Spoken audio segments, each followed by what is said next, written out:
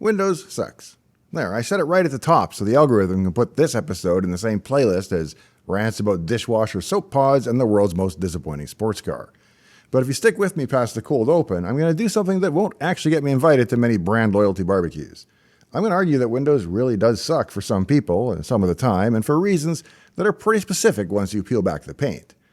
Because I helped paint a few coats of those myself back in the 90s, I'm going to show you where the brushstrokes went wrong, who they were meant for, and how I would fix it if, heaven help us, I were suddenly put in charge. Now, I worked on Windows and most of my code is likely still in there, so of course I'm personally invested.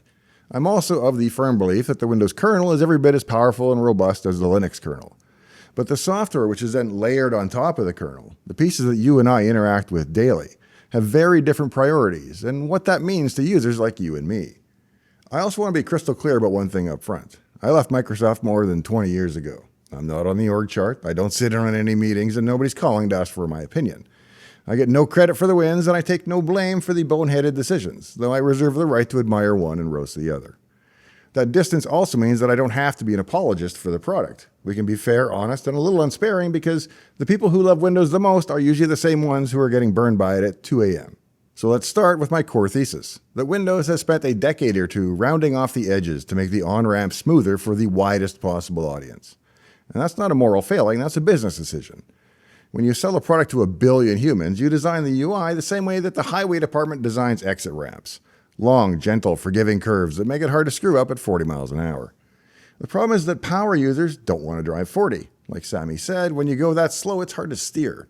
So they drive at 85 on slick tires with 3 monitors and a text editor open on every screen. The things that you do to protect novices, like hiding the sharp tools, adding guardrails, narrating every step with a balloon tip, they turn into real friction for the people who live in the OS all day. It's the right strategy for the median user, but the wrong one for the noisy tail of people who influence everybody else's opinion. Back in the Bomber days, the chant was developers, developers, because Windows needed an app ecosystem more than anything else. Well, mission accomplished, the development stack is solid, the tooling is good, WSL exists, and the platform serves the world's software reasonably well. So today the chant should really be power users, because they set the tone. They're the ones that friends call for advice, the ones who answer the questions at work, and the ones who go on Reddit and X and shape the narrative. When they feel respected, they praise Windows as the universal adapter at the heart of the PC. But when they feel patronized, they defect to Linux for a real shell and sometimes to macOS for a more coherent, if narrower, experience. And the tragedy is that we don't have to choose. We can make an OS that welcomes newcomers without putting the experience in mitten mode. So how would I fix it? Well, I'd add a clutch pedal. Let's call it professional mode, call it Windows Advanced Server, call it Paint It Black. I don't care about the marketing. I want a first-class, system-wide setting that flips the operating characteristics of the OS from safe and chatty to deterministic and terse. It's not a skin, it's not a theme, it's like a treaty between the OS and the operator. So when you turn it on, 3 things change across the board. First, verbosity and nudging drops to 0. No app suggestions, no consider using Microsoft this or that. No web search in your local search unless you actually ask for them. Second, control collapses into a single authoritative place. If something can be changed in settings, then it lives there and it has parity with whatever was left behind in the control panel. No more scavenger hunting. Third, the tool chain should grow some teeth. Windows Terminal becomes the default console. Winget is first party and complete. OpenSSH, tar, curl, grep, and all their friends are unambiguously available and already on the path for you. WSL is treated like a peer, not a pet. If you flag yourself as a power user, then the OS takes you at your word and stops second-guessing you constantly. That gets us pretty far, but the where's my shell bit is just the tip of the iceberg. If you listen to the gripes that generate real heat today, there are 3 or 4 big buckets. Privacy and telemetry, being forced into a Microsoft account during setup, updates that surprise like a SWAT team advance, and the general feeling that your desktop is the last unmonetized surface in a world that hates empty space. And I'm sure they all have good faith justifications inside Redmond. They all feel from the outside, though, like rough edges on a product that kind of forgot who's paying whom, assuming you are paying. Let's talk telemetry first, because it's the most radioactive word.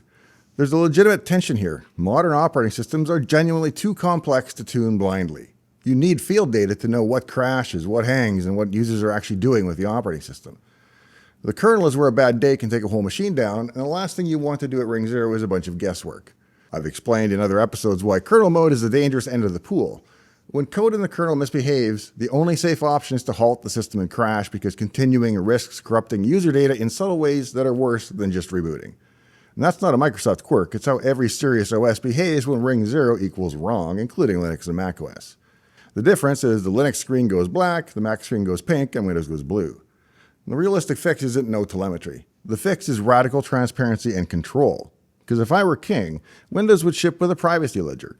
Think of it as an always available system log for outbound telemetry. Every packet that the OS wants to send on your behalf gets recorded as an entry with a plain English Y, a version schema, and a link to the documentation. You can click any entry and mute that category, globally or per app, with immediate effect. You can export the ledger, diff it across releases, and audit it like you'd audit firewall rules. Maybe add a nuclear airplane mode for analytics that the OS respects everywhere. And because this ledger is part of the power user persona, you can lock it so future updates can't resurrect categories that you've killed off without your say-so. If Microsoft believes a given stream is non-negotiable, make the case in the open and take the PR lumps. Tell the truth and let the grown-ups decide. Now the Microsoft account thing. Now I can understand why a cloud identity is the default. People lock themselves out of local passwords. They want to roam their settings. They forget their BitLocker keys. A synchronized identity with device recovery hooks solves real problems. But a default is not a cudgel, and the current out-of-the-box experience too often feels like the latter. Put the choice on one honest screen. Continue with a Microsoft account, continue with a local account. No tricks, no connect to the internet to see what your options are, no dark patterns. And if you choose local, the OS should explain once and then stop asking. We used to pride ourselves on not confusing policy with preferences. Let's go back to that. Windows updates are the next big elephant in the room. I've spent more mornings than I care to remember with my coffee in one hand and a blue screen in the other, so to speak, so I'm sympathetic to the need for security updates and the urgency behind them. But the cadence and the choreography matter. When you push to 1 billion machines, you can't be surprised that the last few percent are doing something you didn't test for. When those machines belong to power users and small businesses, it isn't a rounding error, it's the public narrative. The fix isn't a magic bullet, it's a new social contract. In Pro mode, the OS adopts scheduled, deterministic Windows maintenance by default. It never reboots you out from under work. It never applies a feature experience pack that changes the UI behavior outside that window. It surfaces the dependency graph in plain language before you commit and accept. Like this update modifies the graphics stack and will reset your graphics driver. So you can pick to do it on the weekend instead of during the meeting. If something goes wrong, rollback is one click and complete. And that means updates are staged with 2 kernels and 2 user lands ready to boot. If the new one fails health checks at logon, the loader pivots automatically to the last known good one. We learned this discipline in the data center world because we had to. People don't tolerate downtime at that scale, and there's no reason that the client can't behave with the same dignity. Next, we come to ads, negs, and suggestions. I get it. There's a whole field of product management that believes in discoverability through gentle prompts. And yes, a billion-user platform should teach new capabilities. But I think we've crossed the line over to where the operating system feels like a sales channel for all their other properties. And that's corrosive in a way that telemetry never will be. When the OS suggests, hey, maybe you should switch browsers after you explicitly chose another one, that's not onboarding. That's just disrespect. When the start menu shows sponsored apps, you put a price on my attention on my machine. And the fix here is both easy and hard. Easy because it's just a switch in Pro mode that zeroes the entire suggestion pipeline. And it's hard because it's going to take somebody with cojones to tell a few internal dashboards to go paddle down a different river, but it's worth it. Trust is more valuable than any click-through metric, and right now, this is what people mean when they say Windows sucks.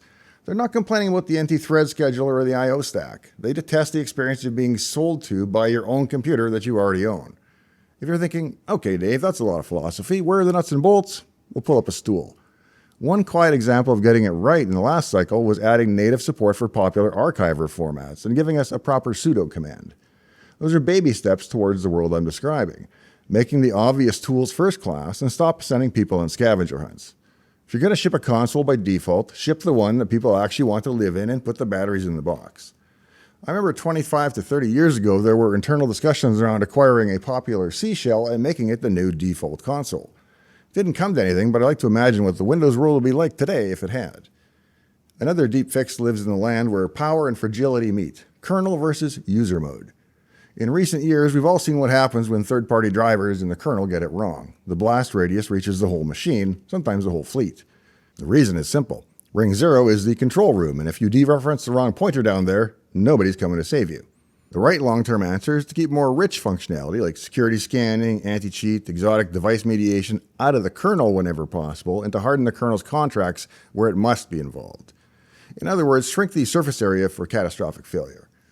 I've told the CrowdStrike story elsewhere, not to dunk on them, but to show that Windows isn't unique in the risk. It's the nature of kernels. When trusted code and Ring 0 ingest bad data, you don't just get a polite error, you can get a stop code and a blue screen. The closer we can move functionality to user mode with robust APIs, and the more we can make the kernel hostile to undefined behavior, the less any of us have to roll a cart around an office park on a Friday. If you want a bright spot to keep you optimistic while we grumble, it's this part. The platform is still a marvel of compatibility. We did the 32 to 64-bit transition with a minimum of drama because the underlying architecture respected reality. x64 didn't demand a revolution, it offered another ramp. More registers, cleaner calling conventions, the no execute bit, rep relative addressing, and a way to run 32-bit code on a 64-bit kernel without a science fair in between. And that kind of humility in design is why the PC still runs everything from last year's AAA titles to your dad's old accounting programs. Windows inherited that virtue, and when it leans into it, it shines. All right, let's name and tame the other pain points that keep coming up in the video comments. There's the fragmentation between settings and control panel. And that one's on me partly, I guess, historically.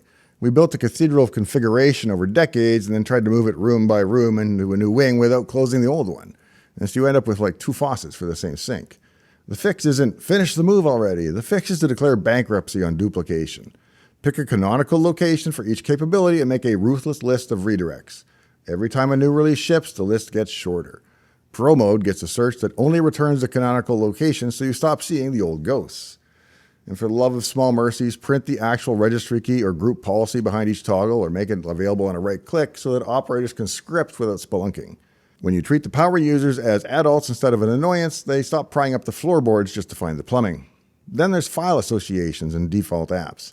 If I set a default, don't change it. If an update must touch it for some legitimate reason, tell me why and ask. Don't throw up a confetti animation and a screen that says, "Yay, Edge," after I chose something else. A deterministic OS is respectful in small ways, and those small ways add up to whether people feel at home or under supervision. Search deserves its own paragraph, maybe its own episode, but local search should be local by default. When I type the name of a tool I installed yesterday or the word downloads because I want to go to my downloads folder, I want the indexer to know because it's talked to the file system, not because some web service blessed it and happened to say that, hey, and this is a good site for downloads and you should get this and all the other nonsense. In Pro mode, it should be text first, fast, and predictable with an opt-in to federate results to the web if you want. That keeps your workflow snappy, your privacy intact, and your blood pressure down. And I don't claim to be a UI designer, but for me, the install experience has way too much ornamentation.